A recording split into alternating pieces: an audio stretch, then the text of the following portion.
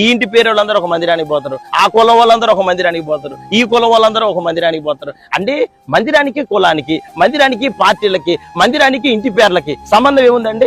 మందిరం మానుకున్నావు, అందరూ కలిసి ఒక వ్యక్తి మందిరాన్ని మానుకొని వాడంతట వాడిగా వెళ్ళిపోతే ఆ కుటుంబీకులు, ఆ రక్త సంబంధులు వాళ్ళందరూ వీళ్ళని బట్టి వీళ్ళు కూడా మందిరానికి రాకుండా అయిపోతారండి. ఎందుకని? వాళ్ళు మా వాళ్ళు మందిరానికి రావట్లేదండి, అందుకోసం మేము కూడా రాము. ఇదేం వైఖరండి? దేవుని సన్నిధిలో మందిరం ఇచ్చింది పాస్టర్ గారు కాదు, మందిరానికి నడిపించింది ఇంటి పక్కన వాళ్ళు కాదు, దేవుడిని నా సహవాసానికి నడిపించాడు. ప్రాణం ఉన్నా పోయినా నీ మందిరంలోనే నీ జీవితాన్ని నువ్వు ముగించుదువు గాక. నీ కోసం కన్నీరు గారిచి నీ ఎదుగుదల కోసం నడవటం అంటే తెలియదు.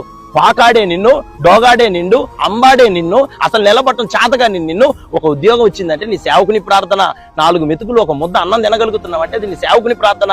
అట్లాంటి కన్నీళ్లతోని కష్టం తిన్నాడా తినలేదా, ఎట్లున్నాడు, తన జీవితం అంతటిని అప్పగించుకొని ఊరుగాని ఊరొచ్చి నీ ప్రాంతంలో నిలబడి సేవ చేసినప్పుడు, దేవుడిని నా సంఘానికి నడిపించినప్పుడు నీ ప్రాణం పోయేంత వరకు నీతిగా బతకాలన్న ఆలోచన దేవుని పిల్లలు కొనకూడదండి. ఒక వ్యక్తిని పెళ్లి చేసుకున్న తర్వాత తాగుబోతోడు కావచ్చు, నల్లగా ఉండొచ్చు, పొట్టిగా ఉండొచ్చు, సత్య వరకు వాడితో సంసారం చేయటం నీతి అంటారు. మరి ఆత్మీయ జీవితంలో నీతి ఏంటండి?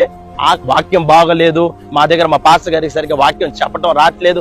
ఒక మాట మీ అందరికీ జాగ్రత్త వినడానికి ప్రయత్నం చేయండి. ఆయన గనక దేవుడు ఎన్నుకోకపోతే నిన్ను ఆ వ్యక్తి దగ్గరికి దేవుడు నడిపించడు, అక్కడ నీ జీవితాన్ని మార్చడు. ఒకవేళ నువ్వు పోయినా నీ పరిస్థితులు అక్కడ మారవు. ఏం మారలేదండి, నా రోగంగానే ఉంది, నా పరిస్థితులుగానే మిగిలిపోయాయి అని నువ్వు చెప్పాలా. కానీ నువ్వేమని సాక్ష్యం చెప్పిన ఆదివారం నిలబడి మా అయ్యగారి ప్రార్థన బట్టి, అమ్మగారి ప్రార్థన బట్టి, సంఘ ప్రార్థన బట్టి దేవుడు మా కుటుంబాన్ని ఆశీర్వదించాడు, దేవుడు నాకు ఒక ఉద్యోగాన్ని ఇచ్చాడు, దేవుడు నా వివాహ విషయంలో తోడుగా ఉన్నాడు, నేను ఒక దినాన్ని చచ్చిపోదాం అనుకున్నాను, ఈ రోజున బతికేం చేస్తున్నావు? పాస్టర్లను చంపుతున్నావా? సంఘాలు మారుతున్నావా? నీకు ఇష్టమైన మార్గంలో నడిపించబడుతున్నావా? ఒకటి గుర్తుపెట్టుకోండి, సంఘం అనేది రాజకీయ పార్టీ కాదు.